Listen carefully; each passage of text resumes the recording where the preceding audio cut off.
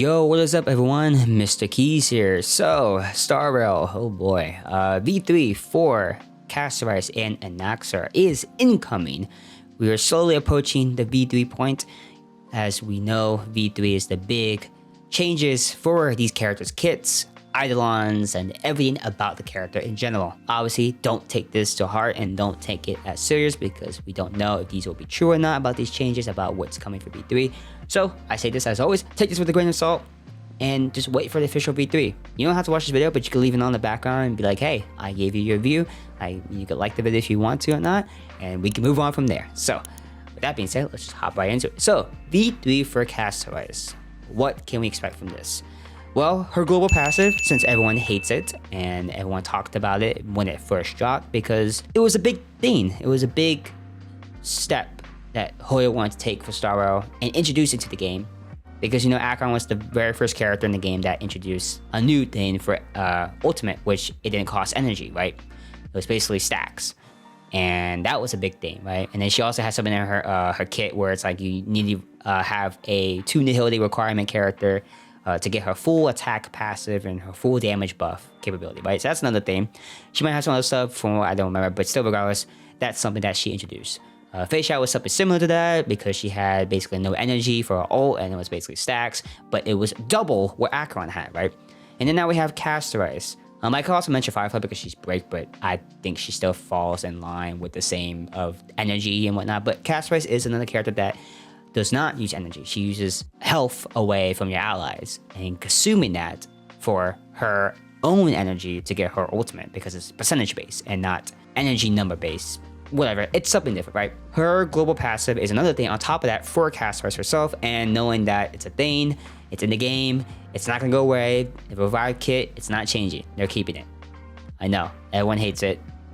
I think it's cool, but it's also like, damn, why would they do this? And then more characters on top of that are gonna be coming out with something similar for like attack buffs or heals or speed or anything in general. Who knows? Also, is that her downgrade in low eidolons and then her upgrade on her higher eidolons.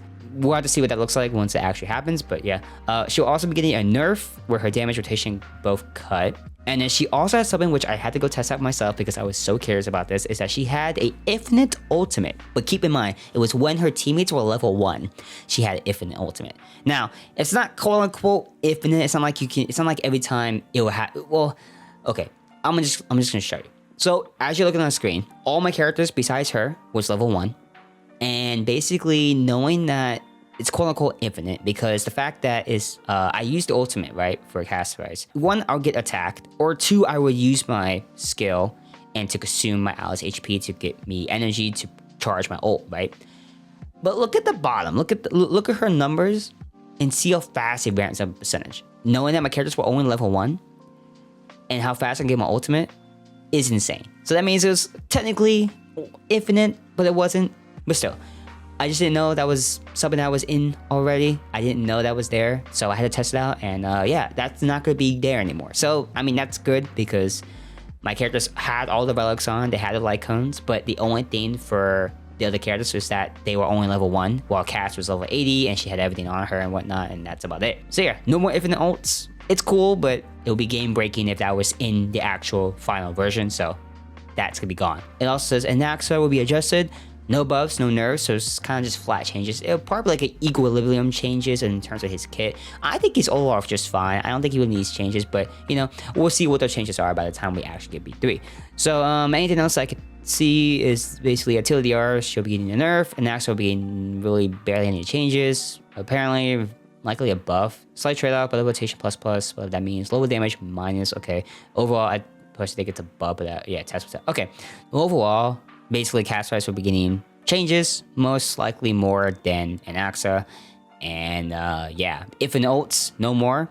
Her global passive, still gonna be in the game. Hate to break it to you, I know everyone wants it gone. It's gonna be in there. Apparently in her V3, her ultimate can also be obtained via through enemies healing and not just overflow healing.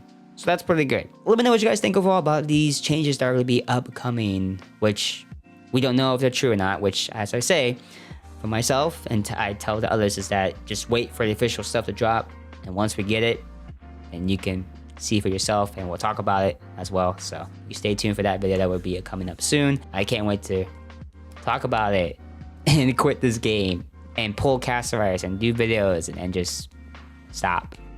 Or move on, I should say. But yeah, that's about it. So yeah, I will catch you guys in the next video. My name is Jay, known as Mr. Keys. And I'll catch you guys in the next one. Till then, peace.